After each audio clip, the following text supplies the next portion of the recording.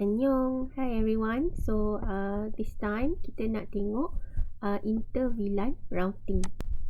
Okay, so kalau kita dah tengok chapter awal mengenai VLAN, we know that the functionality of the VLAN adalah untuk kita segmentkan kita punya local area network. Okay, so bila kita dah segment, kita akan kecilkan dia punya broadcast domain. So maksudnya di sini member of a particular VLAN can communicate with all other members of the same VLAN, tapi dia tak boleh communicate dengan members of a different VLAN. So benda ni pun kita dah tengok masa kita buat lab.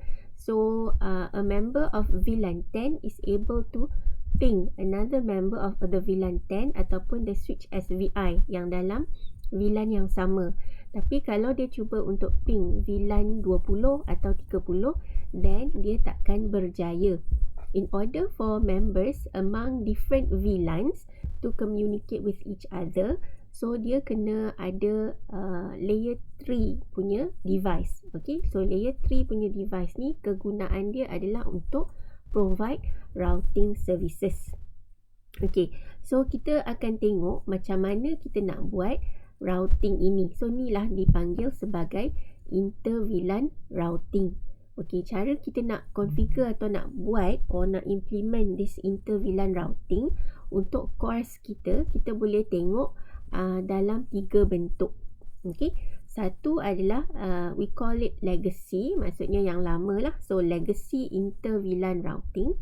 Okay, so cara ni adalah solution pada masa dahulu. Sebelum switch ataupun layer 3 switch dan router digunakan secara meluas. Masa tu router dia punya cost dia adalah mungkin relatively lebih mahal. Okay, so itu kita kena guna router lah. Tetapi cara ini bila kita dah gunakan VLAN secara meluas, dia taklah scale well. Maksudnya kalau network kita semakin besar, cara ni tak boleh solve size yang besar ini. Okay, so kita nak tengok macam mana gunakan legacy inter-VLAN routing ni hanya purely untuk tengok functionality dia lah. Tapi dari segi practical dia tak begitu berkesan. Okay, next kita juga ada cara kedua which is router on a stick. So sebenarnya cara ni pun juga not that scalable. Okay, tetapi sesuai lah untuk company yang mempunyai small to medium size network. Okay, so basically kita ada router lah, layer 3 device. Cara yang ketiga yang mungkin lebih scalable dan sesuai dengan keadaan sekarang di mana layer 3 switch sudah digunakan secara meluas adalah kita gunakan facility SVI. Okay, so saya dah terangkan apa maksud switch virtual interface. It's basically the layer 3 capability of a layer of a switch lah. Switch selalunya hanya berfungsi di layer 2, maksudnya dia kenal MAC address, dia tak kenal IP address. Tetapi sesuatu switch layer 2 atau 3 masih perlu support layer 3. Jadi ada satu virtual interface yang kita boleh setkan IP. So di sinilah kegunaan layer 3 functionality ni boleh kita leverage untuk buat routing. Okay, so untuk masa sekarang, this is the most scalable solution for medium to large organizations untuk kita buat inter-VLAN routing. Okay, so let's look at the first method of doing inter-VLAN routing, which is called the legacy inter-VLAN routing. Okay, so kita tengok ni purely to understand the functionality lah. Okay, so when we have two VLANs here, VLAN 10 and VLAN 20, so kita ambil setiap satu interface yang connected to a VLAN. This one connected to VLAN 10, this one was connected to VLAN 20, dan kita connectkan dia kepada the physical interface of the router. Okay, so basically ini macam cara konvensional lah. So memang kita ada satu physical interface. Kita dah allocatekan fast internet 12 ni sebagai gateway lah. Okay, so untuk network 192.168.20 Ini untuk dia keluar ke network lain, dia mesti lalu 20.1. Okay, sama juga untuk VLAN 10 192.168.10 untuk dia keluar ke network lain, gunalah default gateway dia 10.1. So the router will just perform normal routing sebab dua network berbeza ni adalah directly connected kepada dia. Okay, untuk keadaan semasa yang kita gunakan lebih daripada 2 VLAN, jadi keadaan ni tak praktikal lah sebab kita tahu bahawa router dia tak mempunyai banyak interface, jadi dia tak scalable if we use more than 2 VLANs. Okay, sebab dia akan memerlukan lebih banyak router nanti. So this is purely for understanding the conceptual functionality sahajalah. Kita tak boleh gunakan secara praktikal pada zaman sekarang. Okay, so next there's a method called router on a stick. Okay, so sebab kita tengok tadi legacy kan, compare to legacy, kita pakai physical interface. Okay, so untuk switch yang baru dan router, okay, kita boleh gunakan router on a stick. So maksud router on a stick ni, stick kan sebatang je, kita boleh gunakan satu physical interface untuk kita bawa traffic daripada multiple VLAN. So macam mana ni boleh berlaku adalah untuk router yang capable begini, maksudnya untuk dia punya physical interface ni, kita boleh configure dia sebagai IEEE 802.1q trunk. Okay, so function dia seolah-olah macam trunk ataupun kabel yang connect daripada switch ke switch. So ini kita connectkan daripada switch ke router menggunakan satu physical interface, tetapi kita encapsulatekan traffic itu menggunakan 802.1q protocol. Okay, alright. So untuk router, on the part of the router, kita kena configure sub interface. Okay, so setiap sub interface tu mewakili satu VLAN. So functionality sub interface ini seolah-olah macam the switch punya virtual interface lah, right?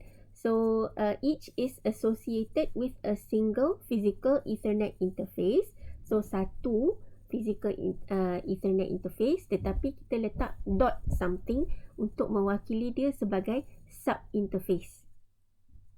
So bila dia nak buat routing, dia akan tengok the sub interface lah. So dia tengok destination network dan refer to the routing table, dan the destination would be the same physical interface tetapi lalu kepada sub interface yang berbeza mengikut VLAN dia masing-masing lah. Okay, alright. So cara ni a little bit of an improvement daripada legacy punya routing untuk VLAN. Okay, tetapi it does not scale well beyond 50 VLANs.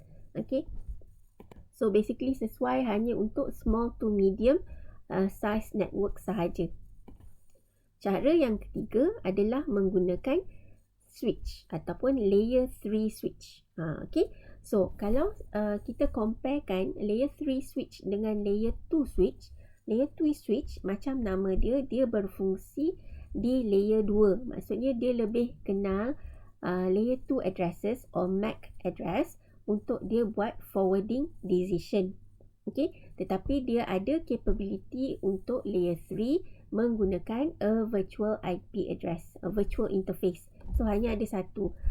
Okay, so like I said, a virtual interface ini yang kita boleh allocatekan IP address supaya it is accessible from the outside network yang hanya kenal IP address.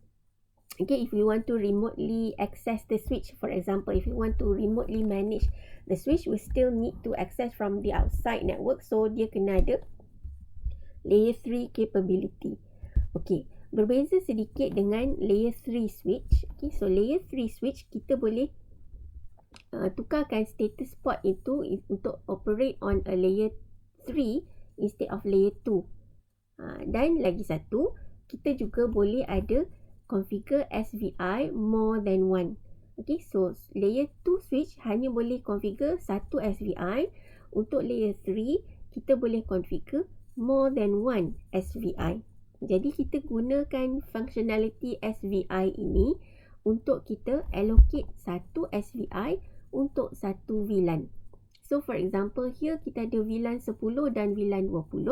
So kita configure lah SVI untuk VLAN 10 supaya dia menjadi default gateway for VLAN 10. Another SVI untuk VLAN 20. So theoretically we can allocate multiple SVIs for all multiple different VLANs. So macam mana nak configure SVI is basically the same with how we configure the management VLAN interface lah. Command dia sama, interface VLAN berapa dan IP address. Okay, so compare dengan cara-cara sebelum ni, which is the legacy and router on a stick. Okay, so bila kita gunakan layer 3 switch sebagai inter VLAN router, so it is much faster than router on a stick because everything is hardware switched. Okay, so kita gunakan capacity or circuitry hardware between the different ports. Okay. Kedua, there is no need for external links from the switch to the router. Okay. And ketiga, they are not limited to one link because layer 2 ether channels can be used as trunk links. Okay, so ether channel nanti kita akan belajar. Basically, kita gunakan multiple ports menjadi satu virtual port. Jadi, kita boleh bawa banyak traffic and increase the bandwidth sebab kita gabungkan bandwidth daripada beberapa port. Yang keempat, latency is much lower because the data does not need to leave the switch in order to be routed to a different network.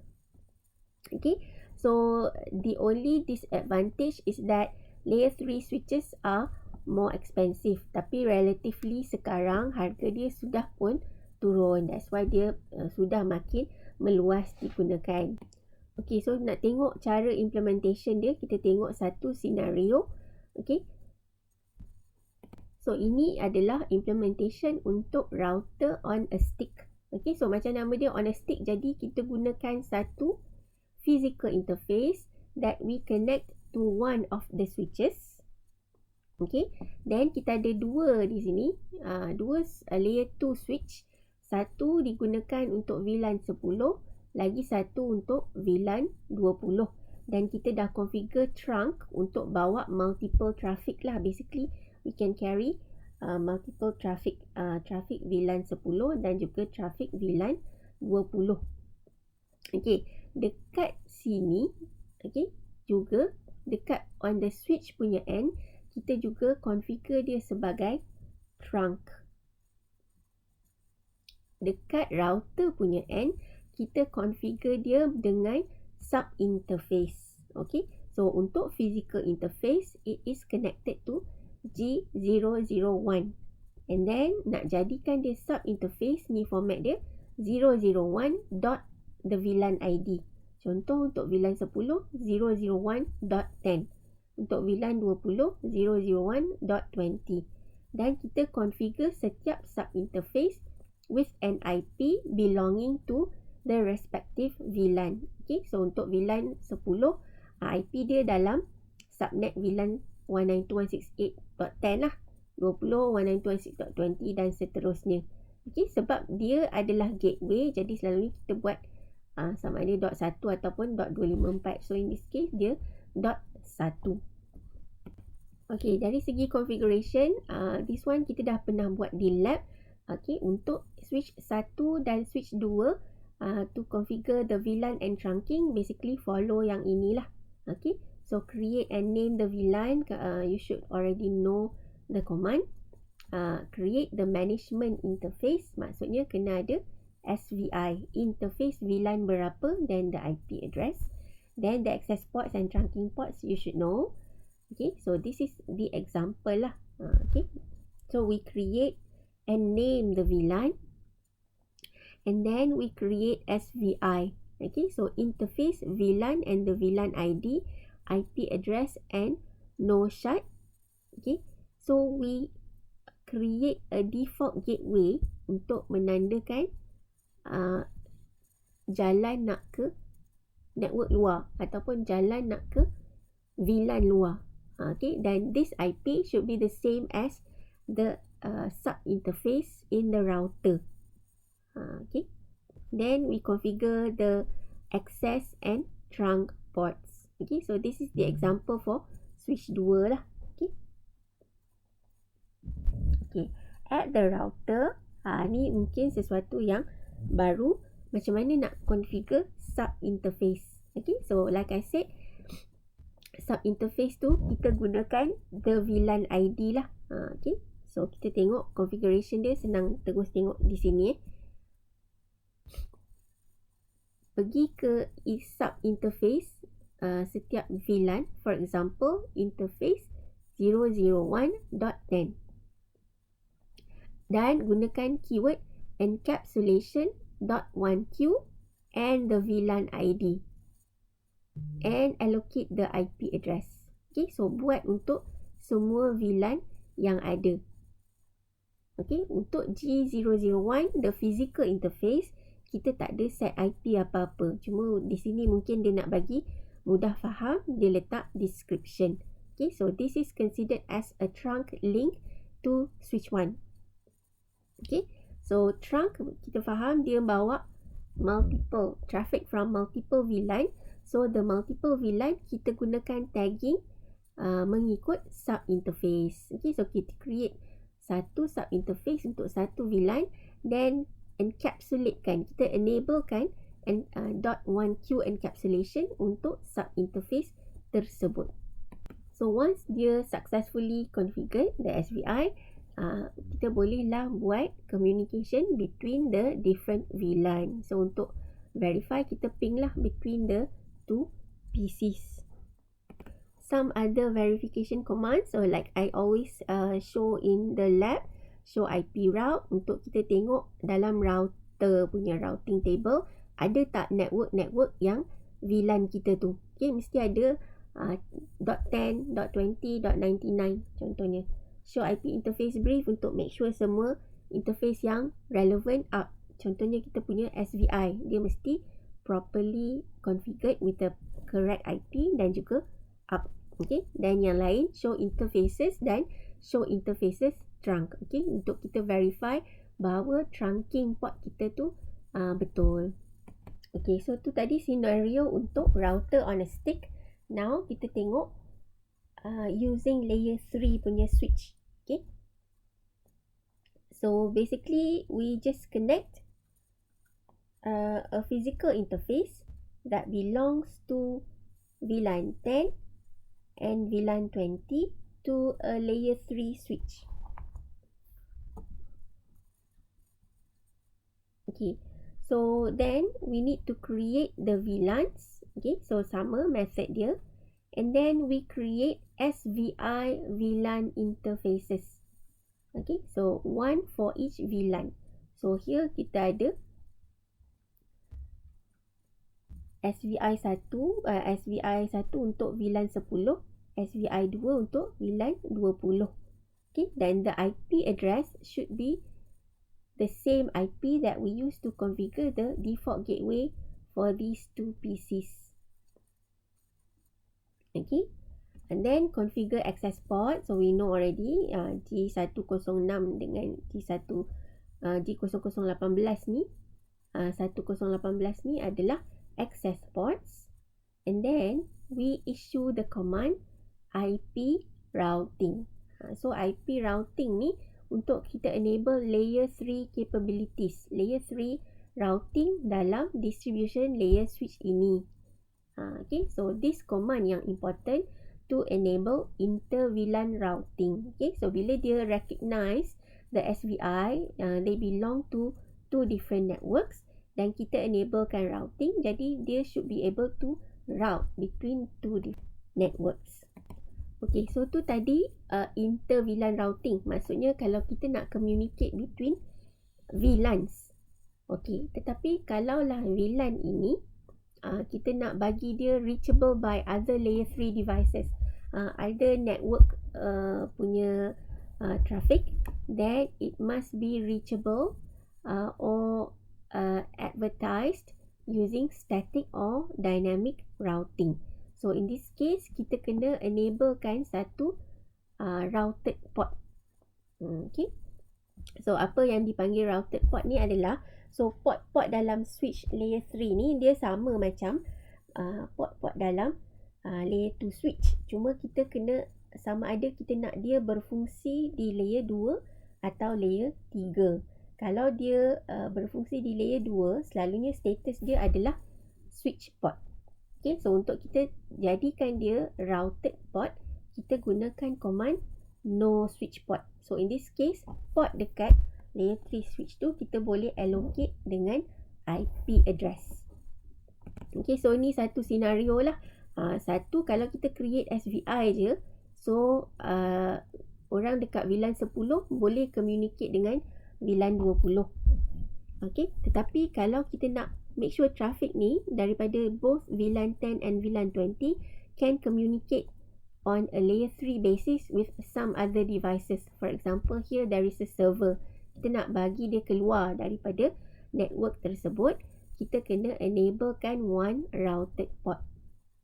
Okay, so in this case G101 ni kita gunakan command no switch port, then bagilah IP 10.10.10.2 di sini. Ni router biasalah. Ni physical interface biasa. Yang ni physical interface bagi layer 3 switch, kita enablekan dia untuk layer 3 dengan guna command no switch port.